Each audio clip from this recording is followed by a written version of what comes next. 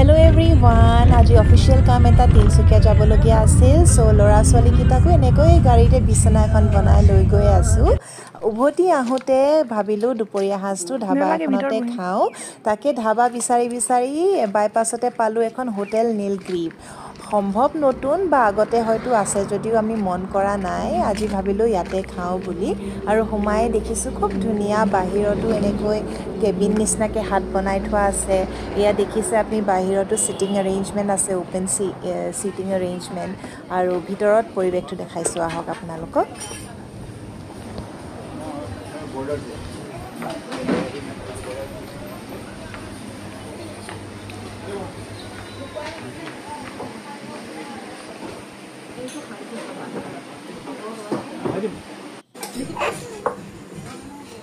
মেনুখন চালু প্ৰায় বহুতখিনি আইটেম আছে মেনুত দেই আপোনাৰ অসমীয়া থলুৱা খাদ্যৰ ভিতৰত আৰু আপোনাৰ হাঁহৰ পৰা আদি কৰি গাহৰি মাছ সকলোখিনিয়ে ইয়াত মেনুত দেখিলো আমি কিন্তু সাধাৰণ থালি অৰ্ডাৰ দিলো আৰু লগতে গাহৰি লাই শাক আৰু এজ এ ষ্টাৰ্টাৰ আমি দিলো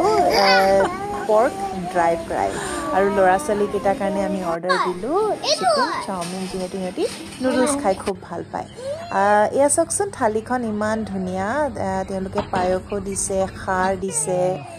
আৰু খাই বিৰাট তৃপ্তি লাগিলে দেই একদম পেট ভৰাই খালো আজি আৰু লৰা ছোৱালী কিটা এয়া খালে আপোনালোকেও আহিব পাৰে হোটেল নীলগ্ৰীভ ডিব্ৰুগড় তিনচুকীয়া বাইপাছত আছে আজিলৈ ইমানেই থ্যাংক ইউ